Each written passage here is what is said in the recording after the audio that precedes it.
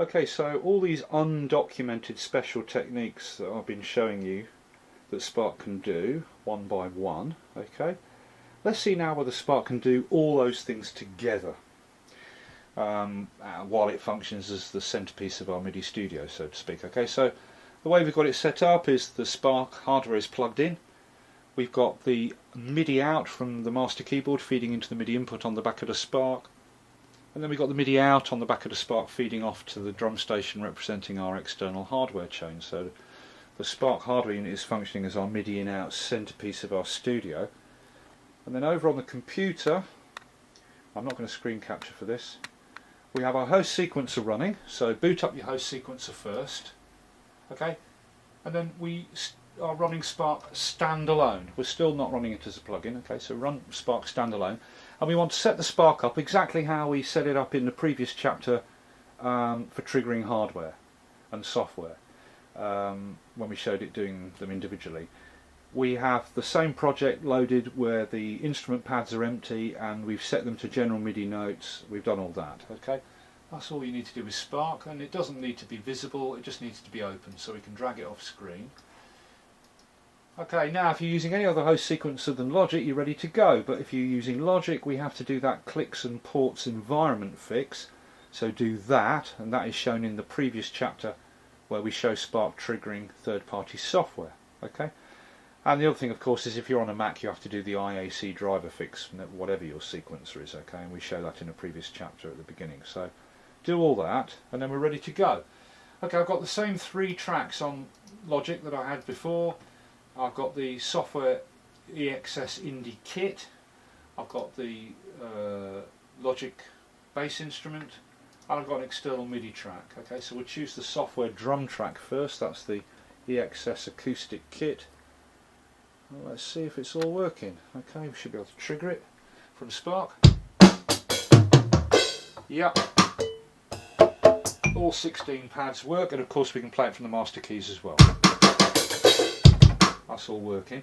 So I'll just quickly check we can write pattern notes in. Let's record in a quick pattern for the software EXS kit from Spark.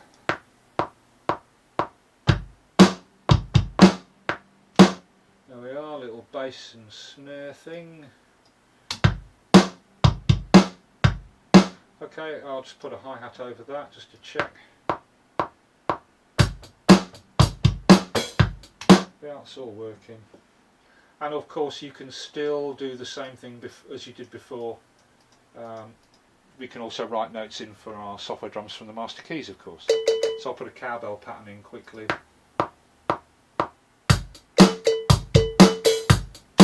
Yeah, that's all working. Okay, so that's fine.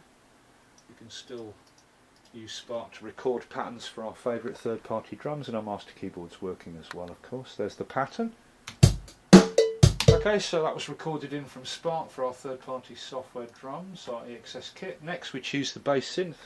Of course this is going to work, it's just another plugin, isn't it? So we can play it from our master keyboard.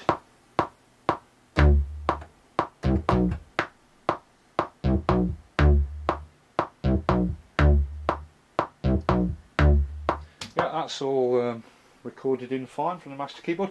Just to show you, of course, you know, Spark can trigger synths, but it's not very successful at writing patterns because the notes don't seem to have, you can't seem to do longer notes, you know, but it will trigger them. Okay, anyway, that's the master keyboard's working fine to trigger any of our plugins, synths and things, and write patterns. So next let's try the external hardware track. There it is, selected.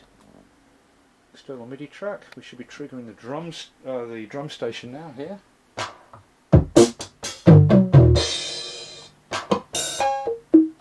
Yeah, also same thing, 16 pads all working. Right, let's try quickly putting a pattern into the host sequencer. Logic for the drum station. Here we go. Yeah, that's working. And of course you can do the same from the master keys.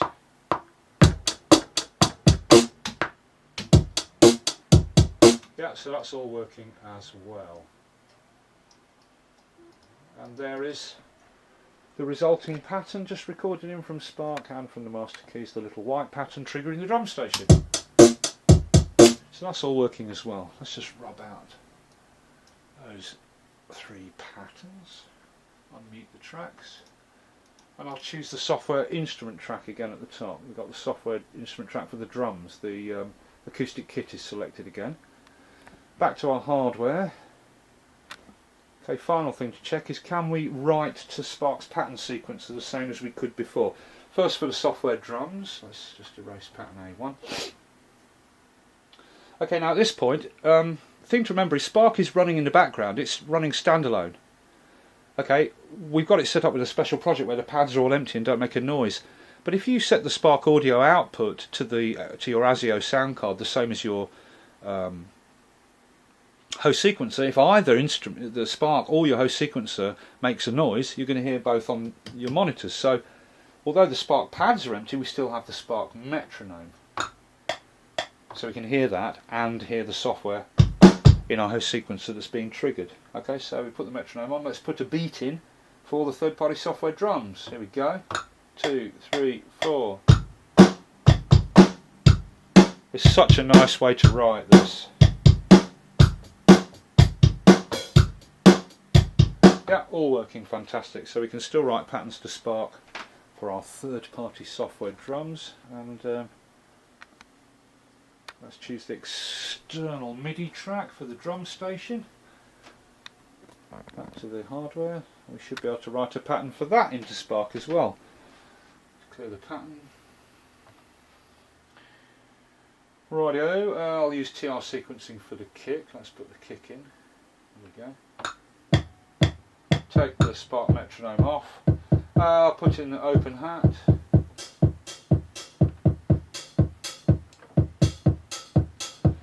And I'll play in some clap.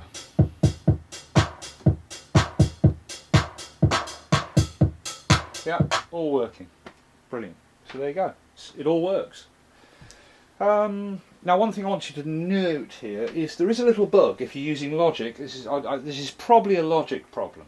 I don't know, but it's probably a Logic problem. But check this out. And this only happens if you're using a piece of external hardware. Now look, everything I'm showing you here is completely undocumented.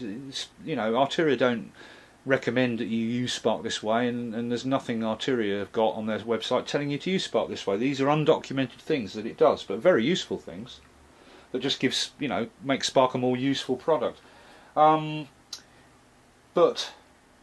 there is this bug I found, and it only seems to happen if you've got a piece of hardware, you're using external hardware, and I don't know if this is a Logic thing, but this is what happens.